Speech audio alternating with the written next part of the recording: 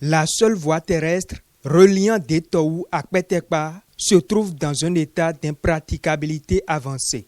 Longtemps décriée par les usagers ainsi que par certaines autorités de l'arrondissement, cette route, constamment sous l'emprise des eaux, se dégrade de jour en jour. La voie menant du Detohou à Kpetekpa, c'est la voie qui n'est pas accessible. On a de réaménager une fois que la population. Face aux cris de détresse de ses administrés, le chef de l'arrondissement de Detohou, Sieur Claude Agorondje, accompagné du chef du village de Guégué-Zogon, Sieur Noël Gavigbe, ont effectué une descente sur le dit tronçon ce dimanche 2 août 2026. Objectif, constater de visu l'ampleur des dégâts. Nous avons pris l'initiative et portée par moi-même avec le chef du village de Guégué-Zogon qui est à côté de moi, avec l'ensemble de la population. Et nous avons commencé, puisque comme vous le savez, moi-même, je suis de l'arrondissement de Detohou, mais je suis issu d'un village. Je suis issu du village de Guégué-Zogon, plus précisément de hameau de Kpetekpa.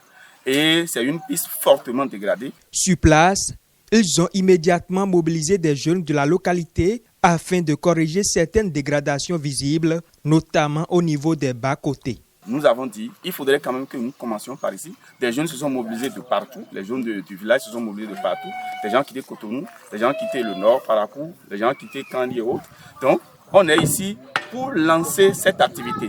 Et ce serait maintenant une activité qui serait pérennisée. Et nous allons essayer de trouver une périodicité par rapport à ça. Ça, nous allons étudier avec la population. Peut-être que c'est dans 1 mois, peut-être que c'est dans 2 mois. Nous allons souvent nous revoir pour essayer quand même de faire cet entretien. Et là, ce sera aussi une occasion pour nous de recenser les problèmes de la jeunesse, le problème de la population, pour que lors de nos différentes sessions au niveau du conseil communal, nous puissions porter qu'on appelle ces doléances-là à la connaissance des ayants droit pour que solution puisse être trouvée.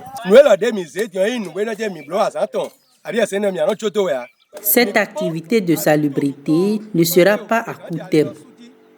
Nous envisageons poursuivre dans chaque localité avec nos moyens de bord. C'est en nous forgeant que les autorités nous viendront à l'aide.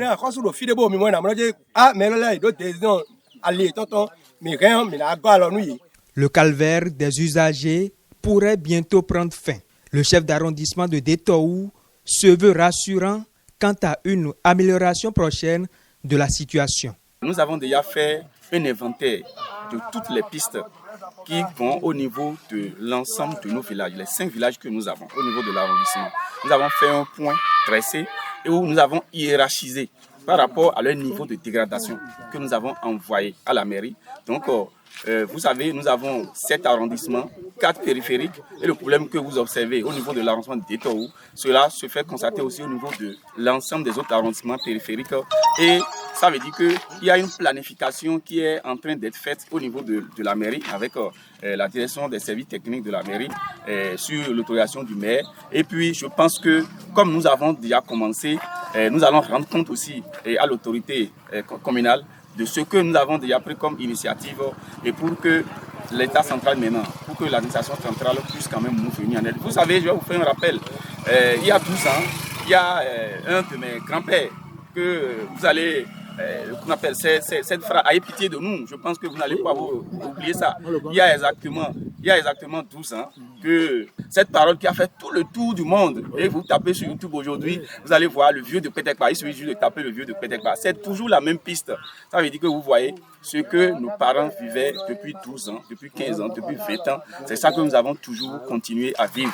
Donc nous allons prier vraiment pour que un jour l'État puisse quand même avoir les moyens pour qu'on puisse faire un aménagement digne du nom avec l'utilisation qu'on appelle de la territoire, de bonnes terres, avec des terres d'apport pour que cela puisse quand même être un travail durable. Les tracasseries sur l'as Detohou-Kpetekpa via le bureau de l'arrondissement pourraient bientôt appartenir au passé. L'espoir renaît ainsi chez les populations de Detohou et des localités environnantes.